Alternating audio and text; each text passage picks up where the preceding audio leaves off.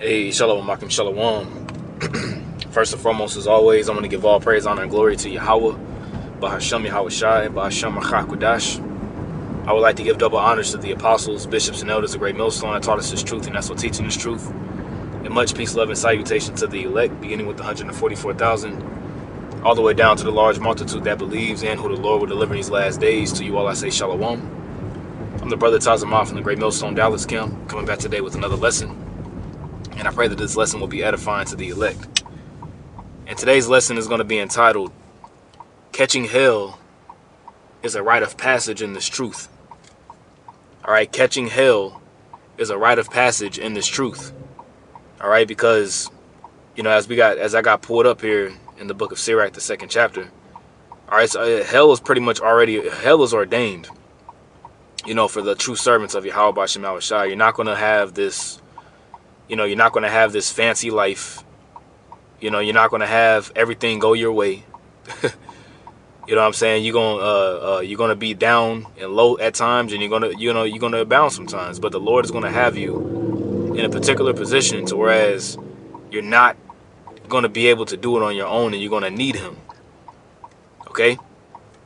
And that's one key thing, you know, beginning with our apostles on down that they teach, you know, and that they exhort on is the fact that, you know, don't expect to learn this knowledge and don't expect to not be tried. Or rather say, when you learn this knowledge, don't expect to not be tried and to not go through things. You know, that's a rite of passage in this truth. And that's one thing that, you know, sometimes Jake seems to forget, you know, is the hell that you catch, you know, and ultimately the hell that you catch, you know, is really just refining you. You know, it's really just molding you and turning you into, you know, a better version of yourself that Yahweh B'Shem Yahweh Shai wants you to be in. You know, but sometimes the hell, you know, it can become too bitter to the point whereas you start cursing the Lord, or you start, you start the root of bitterness pretty much springs up in you to the point whereas, you know, you start warring with the members, you know, within the body. You know, and ultimately that'll cause you to get rooted out. Okay? But I have a few precepts lined up that I want to grab. And like I said, I pray this is edifying. So the first scripture I have here is in the book of Ecclesiasticus, also known as Sirach, the 2nd chapter. And I'm going to start here at verse 1. All right, it says, My son, if thou come to serve the Lord, prepare thy soul for temptation. All right, so if you come to serve Yahweh B'Shem Yahweh Shai, if you've been called into this ministry, you know, and you put your hand to the plow, you know, you begin to go onto the highways and hedges, you start listening, and then eventually you on the other side of the camp, you cross over, you hold in post, and then eventually, you know, you become a teacher, you know, then you work your way up within the ranks of the camp. You know, don't expect to not go through things. All right, you're going to catch hell. You're going to be tempted. Okay? You're going to be tried, and you're going to be tested. Okay? And in the trying period and the testing period doesn't just go away.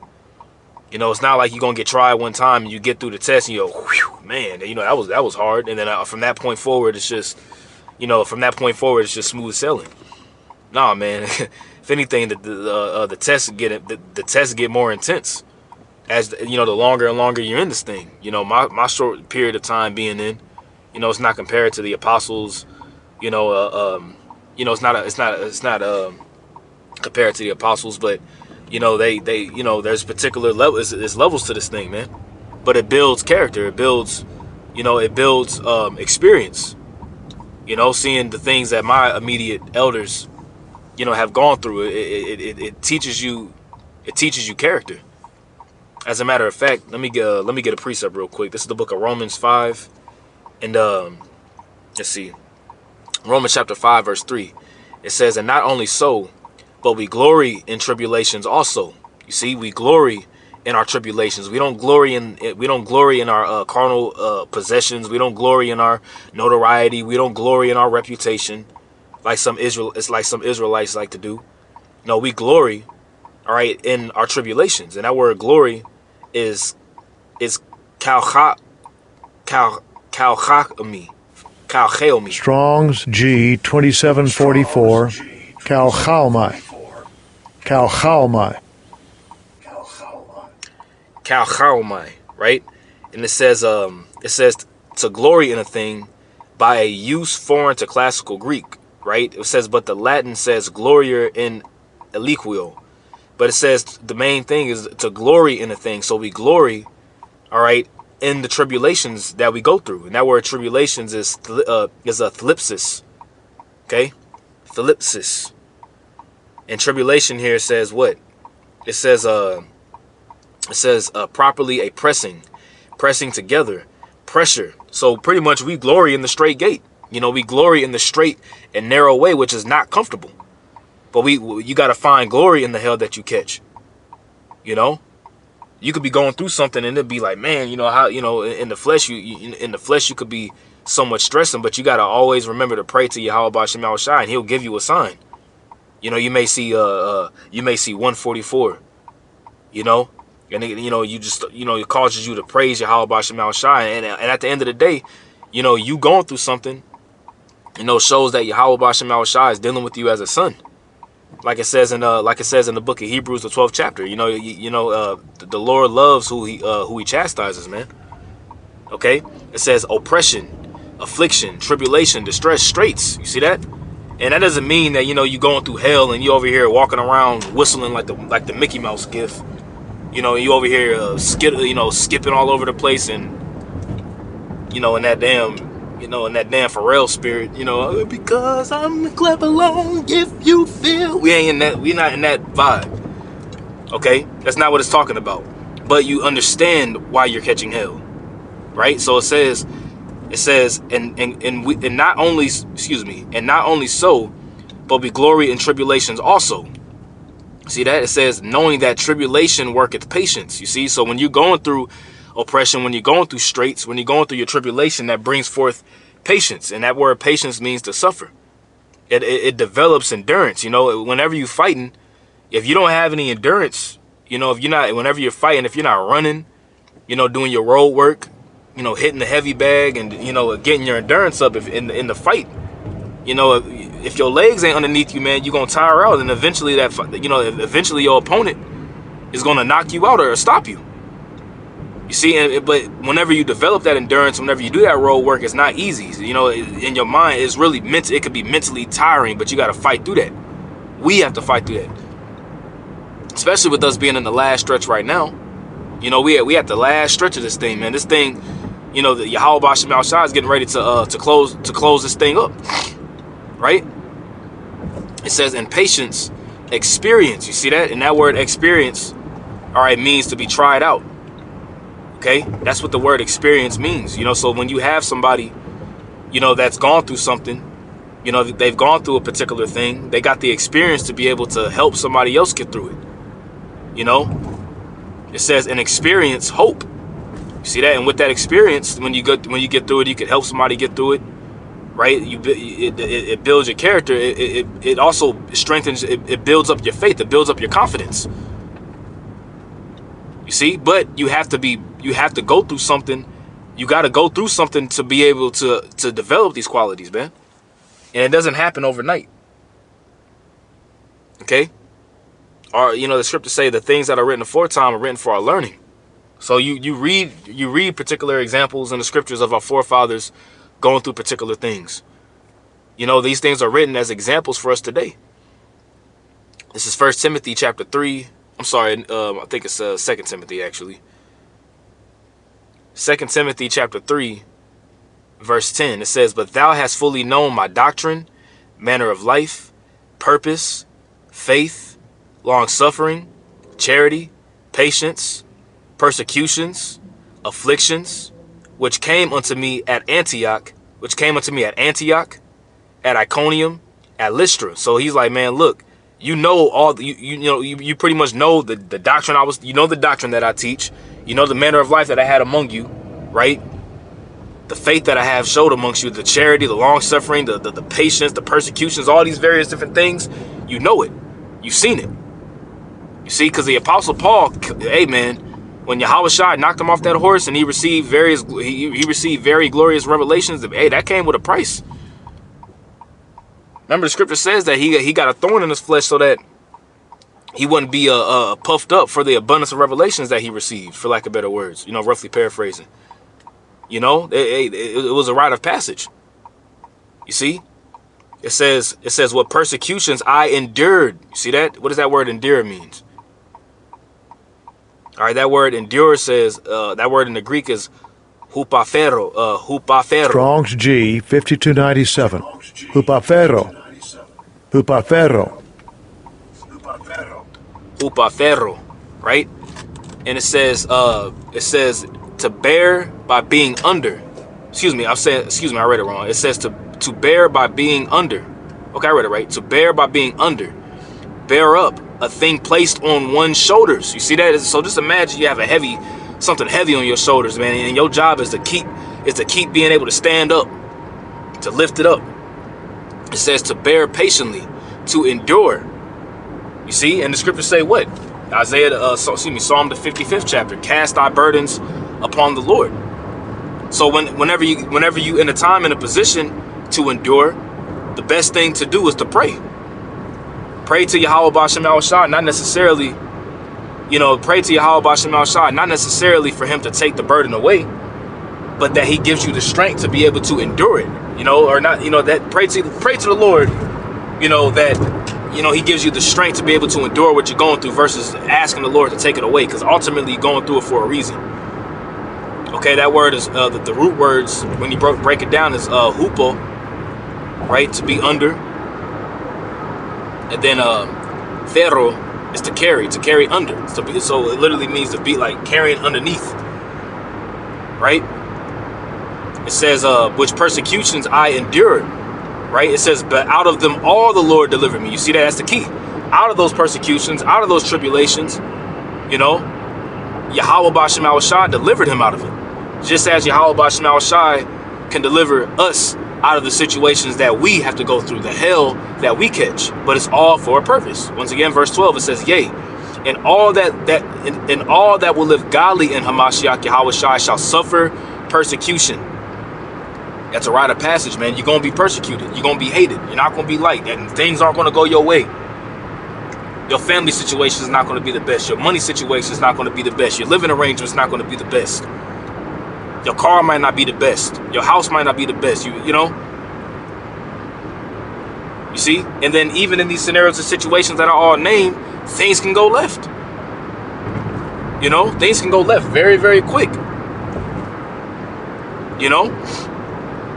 But in that, but in the particular scenario situation that you could be in, whatever it is for that brother or that sister, you got sisters that believe too, so hey, you're gonna catch hell as well. Yahweh B'Shem Al-Shai, all right, will and can and will deliver you out of it if you believe and understand and know that it's a test. All right, this is Luke 14:26. It says, if any man come to me and hate not his father and mother and wife and children and brethren and sisters, yea, in his own life also, he cannot be my disciple. And that doesn't mean that you walking in, you slapping your wife up in the head and you super kicking your son. Walk in and you just drop kick your son and you just saying, you hate everybody and hate everything, and you just, no, man. You take care, you still do the things that you need to do. You take care of the things that you need to take care of. But, to hate here just means to have it's pretty much, it means to detest. You pretty much these things that Yahweh Shai named, they don't take precedence over him. They don't take precedence over the truth. They don't take precedence over Yahweh B'Shem Al-Shah. They come secondary. Which in people's lives, you could be married, you could be living underneath your parents' roof still, or have family members, and and they start noticing that you take the truth more serious. That could cause relationships to be mended. It's just true. And that's some things that bros go through especially when you first coming into this thing. Your mother and your father, or your mother and your father they may not talk to you, or they may disown you, or you could be in a relationship with a chick and she may leave you. You have kids with her and she end up taking the kids, whatever the case may be, whatever. These things can happen, but it's all made to purify you. Right? It says, and whosoever doth not bear his cross and come after me cannot be my disciple. And bearing your cross, let's just get this word cross here. All right, let's just pull it up. This is Luke 14:27. That word cross is stauros. All right, stauros. Okay, and that word cross here says, which was usually used by those who, on behalf of the Most High's cause, do not hesitate cheerfully and manfully to bear persecutions, troubles, distress. You see, so we bear these things on behalf of Yahweh B'Shem Yahushai's cause, on behalf of the truth, thus recalling the fate of Hamashiach and the spirit in which he encountered it. You see, and how he encountered the cross. You see, remember he said, not my will, but let thine will be done, oh Lord. You see, we have to take ourselves out the equation when it comes to catching hell. Because it's easy to get emotional and get all in your feelings, and that happens. We're men. These things can happen. Especially you oppressed and you in captivity. It's easy to get out of character sometimes. But it's all about snapping back into reality. The scriptures say that a righteous man falls 7 times, but it's about getting back up. Those things can happen, but it's it takes character to catch when you slipping. They be like, man, I'm tripping, man. I'm going through this because I deserve it. As the scripture says in Micah the 7th chapter, man, I will bear the indignation of the Lord because I have sinned against him.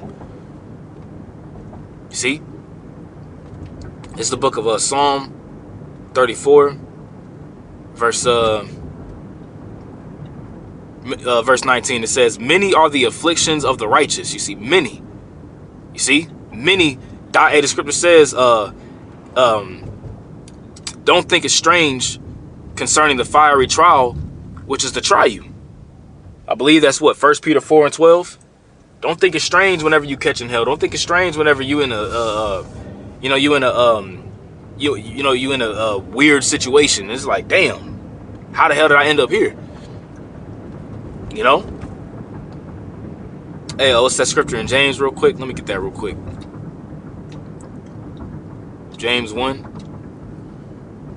All right, James 1:2. It says, my brethren, count it all joy when you fall into diverse temptations. You see that?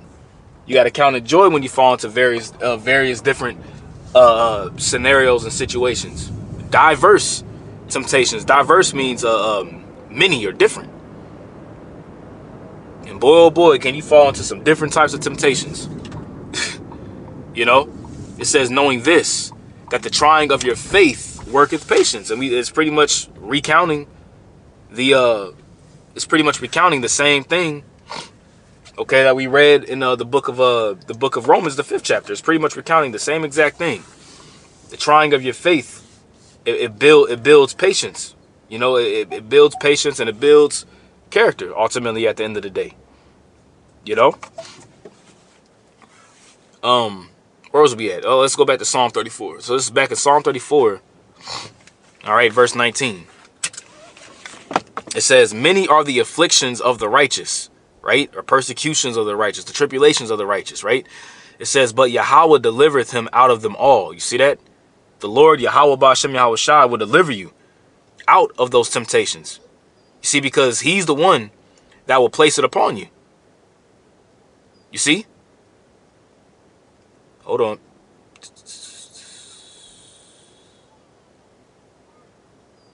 Hold on a second. This is James 1, going back to the book of James, 1:12. It says, blessed is the man that endureth temptation. You see? When you endure it, ultimately, Yahweh B'Shem Yahushai will give you a crown of life. And that's enduring until the end. There's various different temptations and things that we go through, but the ultimate trial and test that we'll have to go through is going to be the MOTB. Whenever Esau mandates the MOTB, the RFID microchip, that's going to be the ultimate test. You see? It says, blessed is the man that endureth temptation, for when he is tried, he shall receive the crown of life, which the Lord hath promised to them that love him. You see, and that crown of life is really immortality. I mean, you're going to get a physical crown, like it tells you in 2nd Ezra, the 2nd chapter, on how, pretty much Yahweh Shai will, he's going to crown every man. Ezra seen Yahweh Shai crowning, the elect that stood stiffly for his name. Because we're coming into some times, man, where it's gonna be like the Elder Michael in our camp like to say, man, it's not gonna be cute to call yourself an Israelite, man.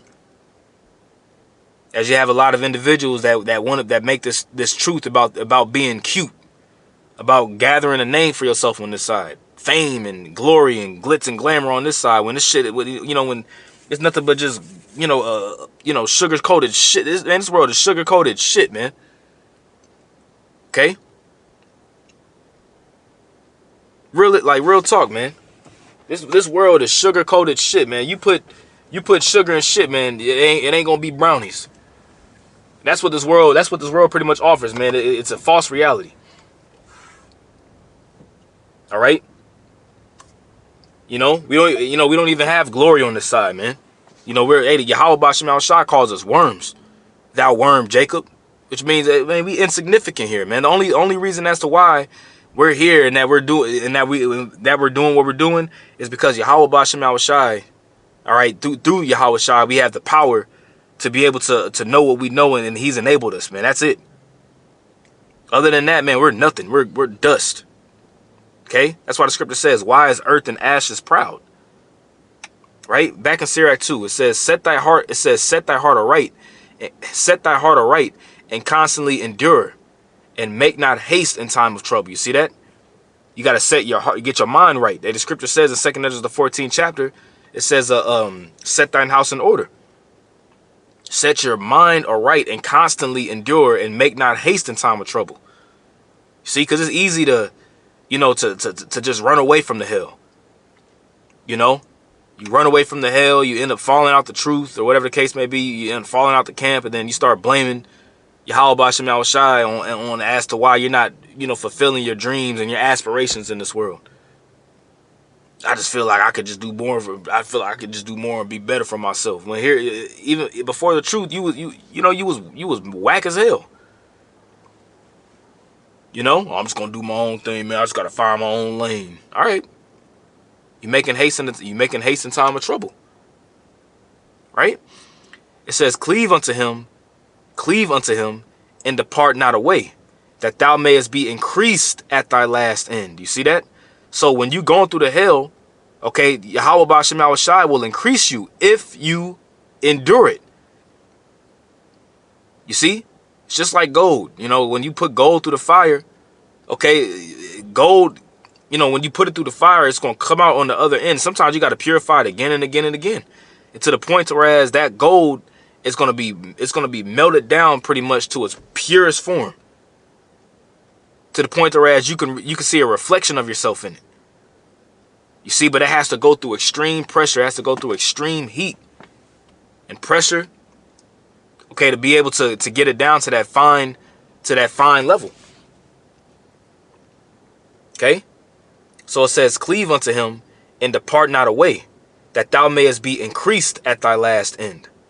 Okay, hey, there's a reason why the scriptures say, the righteous will scarcely be saved, because it's gonna look like you're not going. I put it like this, man. It's gonna look like you're not gonna be delivered, and at the very last moment, okay, the elect are gonna be beamed up.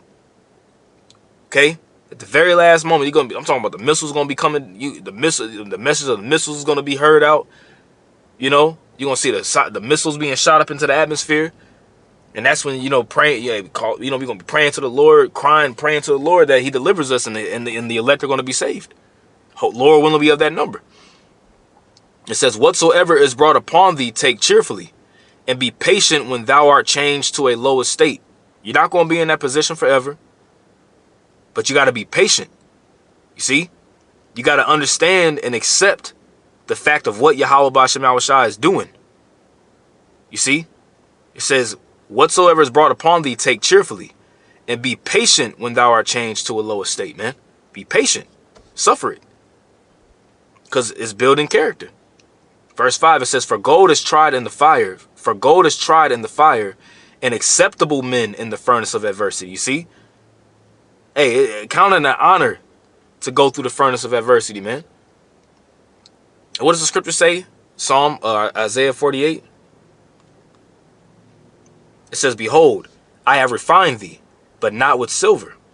I have chosen thee in the furnace of affliction. You see that? We've been chosen into the furnace of affliction. Okay, when you get that word chosen, I want to say that word is bakar, but it also means to try. So that word is bakar, as we see here, right? And it says, I have tested thee in the furnace of affliction. You see? I have tested thee in the furnace of affliction.